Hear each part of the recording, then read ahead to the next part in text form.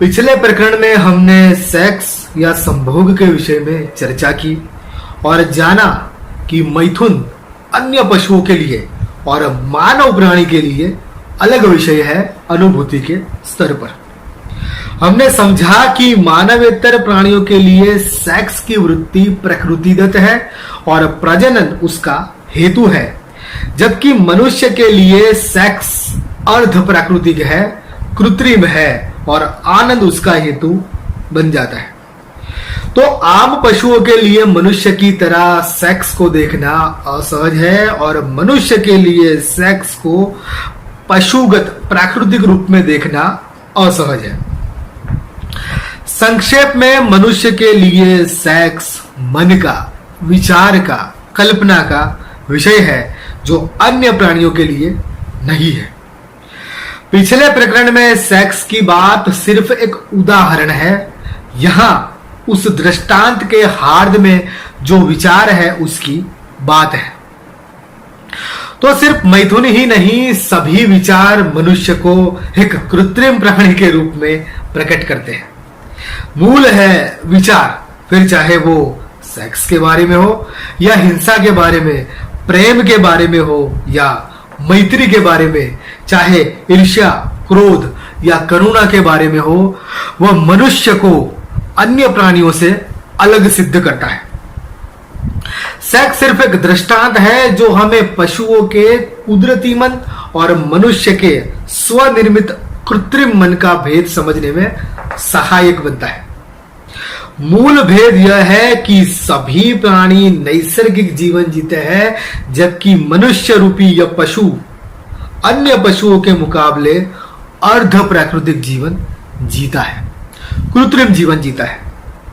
Sex एक example है जो एक सोचने वाले और विचार ना करने वाले प्राणी में भेद स्पष्ट करता है।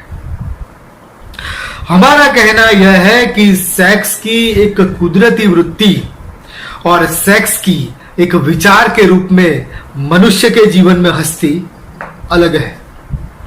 मनुष्य के लिए सेक्स एक विचार बन जाता है। ठीक उसी तरह से सारी प्राकृतिक वृत्तियां भी मनुष्य में विचार बन जाती है। इसे कुछ और आयामों से देखते हैं। भूख सभी प्राणियों को लगती है। भूख लगना सजीव का स्वभाव है। जहां भूख है वहां जीवंतता है। भूख चेतना का लक्षण है, लेकिन मनुष्य के लिए भूख के साथ सुख की कामना जुड़ जाती है। भूख की तृप्ति के साथ सुख की तृप्ति की चाह जुड़ जाती है। इंसान को सिर्फ पेट नहीं भरना, मनुष्य के मन में स्वाद की चाह आ जाती है। मनुष्य की तरह अन्य प्राणी भूख की तृप्ति के लिए खाना पकाकर नहीं खाते, उसमें मिर्च मसाले नहीं डालते, जबकि मनुष्य ने भूख की तृप्ति के आहार को मन भावन बनाने के लिए खाने को एक अलग ही रूप दे दिया। खुराक यहां पकवान बन जाता है, आहार एक डिलीशियस डिश में परोसा जाता है। ठीक वैसे ही नींद भी सभी प्राणियों में समान है, लेकिन मनुष्य सोने के लिए एक अलग कमरा, बेड, नरम गद्दे, तकिए, मुलायम चद्दर और ओढ़ने के लिए कंबल चाहता है। उसे एक अच्छा पिलो चाहिए और स्लीपिंग पिल्स तक उसकी मांग है। ऐसा ही सेक्स के लिए भी है जो हमने पिछले प्रकरण में जाना। उसी तरह से मनुष्य भय की वृत्ति को भी विस्तार देता है, खुद डरने का अनुभव करता है। हॉरर, थ्रिलर और विभिन्न प्रकार के भावों को बाह्य माध्यमों के उपयोग या सहयोग से खुद अपने में वह पैदा करता है। इस तरह शारीरिक विषयों को मनुष्य मानसिक विषय बना देता है। मसलन प्राणी सहज प्रकृति दत्त वृत्तियों में कृत्रिम परिवर्तन करने के लिए मनुष्य सक्षम है और इंसान ने खुद के गरिमापूर्ण जीवन के लिए इस कुदरती जगत में एक अर्ध प्राकृतिक जीवन निर्मित कर दिया है। कुदरती जगत मनुष्य के जीने के लायक नहीं बन पाया तो कुदरत की कायनात में अपने लिए जीने लायक एक पैरेलल वर्ल्ड निर्मित कर उसमें मनुष्य रहता है। मनुष्य के लिए ईश्वर ने बनाया कुदरती जगत आधा अधूरा है। इंसान ने उसे अपनी तरह से पूरा बनाकर उसमें जीना मुनासिब समझा और वह ऐसा करता आया है।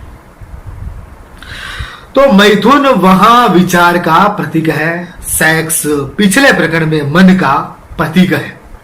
संस्कृत में काम को मनोज कहा गया है। जो मन से जन्मा वो मनोज। मन के कारण मनुष्य एक प्राणी से ज्यादा कुछ और अति प्राणी होने की ओर निकल पड़ा। मनुष्य होना एक पड़ाव है कुछ प्राणियों का खुद के भविष्य को स्वयं निर्मित करने की ओर पहले चरण के रूप में।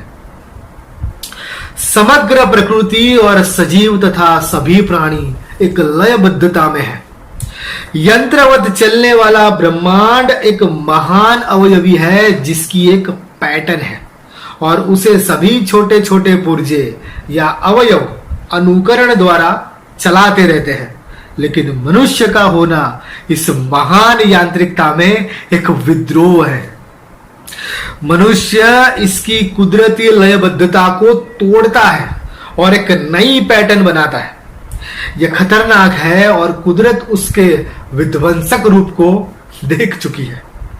लगता है कि कुदरत में मनुष्य एक दुर्घटना के रूप में पैदा हुआ या ईश्वर ने जैसे कि एक गलती कर डाली मनुष्य नामक इस पशु को पैदा करके।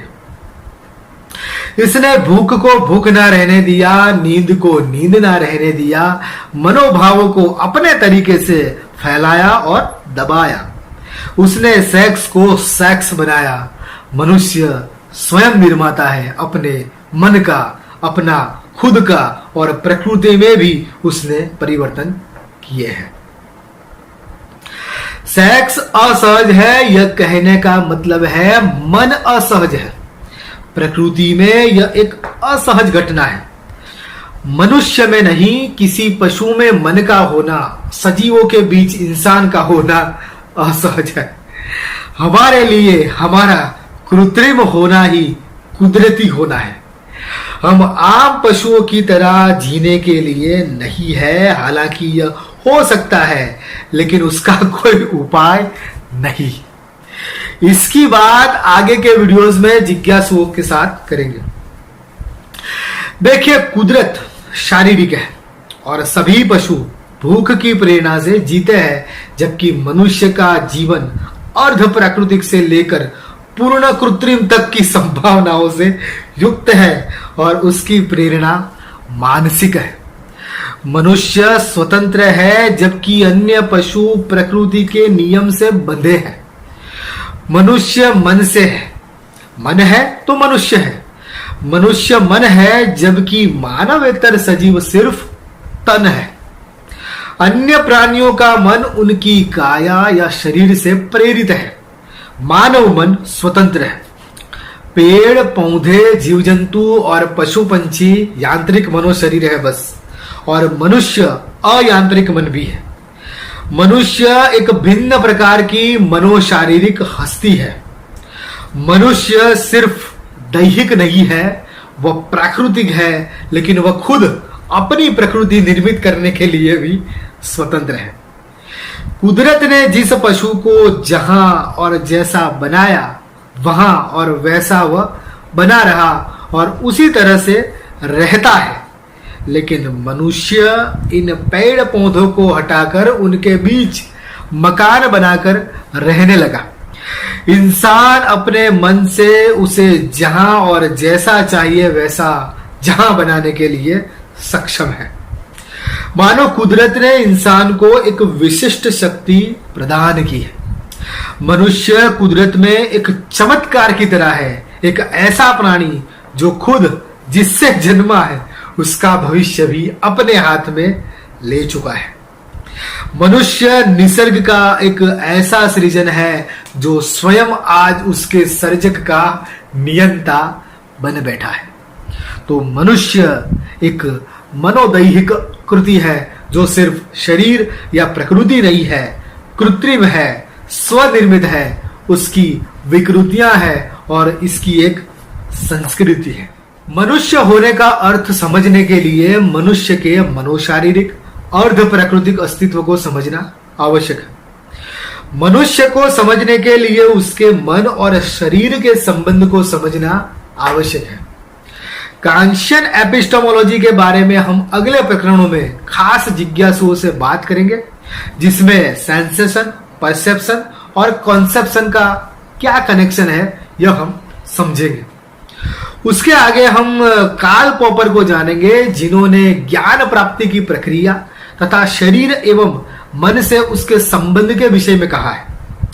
अभी इसे समझे तो एक आम पशु से अलग यह प्राणी अपने 2 पैरों पर सीधा खड़ा है, जिसके 2 हाथ ऐसे करामती है जो उसके खुराफाती दिमाग के कारण ऐसा बहुत कुछ कर सका कि पूरी दुनिया ही बदल गई।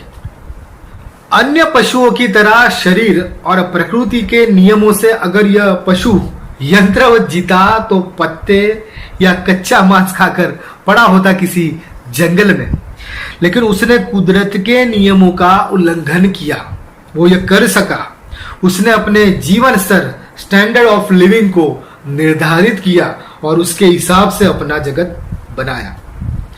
मनुष्य के रहने लायक यह सृष्टि नहीं थी, भगवान या कुदरत की, प्रकृति को हो या ईश्वर उसे एक पशु समझकर ट्रीट कर रहा था, लेकिन उसने भगवान के खिलाफ जाकर ईश्वरीय सृष्टि में खुद की एक अलग आरक्षित दुनिया बसाई और उसमें यह रहने लगा।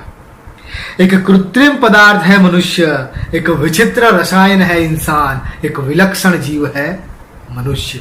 जो नास्तिक प्रकृति विज्ञान को सर्वोपरि मानते हैं, वे मनुष्य को एक आम पशु की भांति देखते हैं। जो मन की विशिष्टता को अहमियत देते हैं, वे कलात्मक ऐसी काल्पनिक सोच के तहत इंसान को देवता या शैतान बना देते हैं। एक मन को समझता ही नहीं तो दूसरा मन को कुछ और ही समझने लगता है। विज्ञान और कविता मिलकर समाजवाद से लेकर अध्यात्म तक अनेक विचारधाराएं निर्मित कर लेते हैं और मनुष्य उनमें उलझ गया है। आध्यात्मिकता, कविता या कहानियां, प्रकृति विज्ञान और सामाजिक विचार, यह सब मन और शरीर के भेद को स्पष्ट रूप से ना समझने पर पैदा हुए अस्पष्ट विचार है। सेक्स में शरीर और मन दोनों के काम को देखना है, भूख और नींद और अन्य तमाम भावों को समझना है। मार्क्सवाद रोटी, कपड़ा, मकान की बात करता है जो इस विशिष्ट प्राणी के लिए आवश्यक है। इतना ही नहीं, आज इस पशु को बिजली, सड़क और एक अच्छी स्पीड वाला इंटरनेट भी चाहिए, लेकिन उसकी मांग यहां तक सीमित नहीं है। यद्यपि यह चाह असीमित भी नहीं है, लेकिन शरीर और मन की समझ के बिना यह जानना संभव नहीं है। मनुष्य एक शरीर तो है ही, तो प्राणी भी है ही, लेकिन उसको एक मन है और उसके कारण वो एक भिन्न प्रकार का मानसिक अस्तित्व है। यह प्राणी गरिमापूर्ण जीवन जीना चाहता है। आजकल कुदरती जीवन जीने की बातें बहुत होती है, प्रकृति की ओर वापस लौटने की बातें की जाती है। हम कुछ ज्यादा ही कृत्रिम बन गए हैं ऐसा माना जाता है और हमें नेचर के आधार पर जीना चाहिए, नैसर्गिक जीवन जीना चाहिए, यह कहा जाता है। लेकिन नेचुरल ह्यूमन लाइफ का मतलब क्या है? आप बिना सोचे सेक्स कर सकते हैं तो आप एक प्राणी सहज प्राकृतिक जीवन जी सकते हैं। जहां विचार नहीं होता वहां संबंधों की मर्यादाएं भी नहीं होती, तो किसी की भी साथ सेक्स करना जायज माना जाता है पशुओं में। और तब आप एक पशु सहज नैसर्गिक जीवन जी सकते हैं जब आप उस तरह से जी सकते हैं। आप बिना पका खाना खा लेते हैं और आप मनोरंजन की चाह नहीं करते तो आप एक प्राणी का सहज जीवन जी सकते हैं। यह असंभव है और इस तरह से तो आप कृत्रिम ही रहेंगे।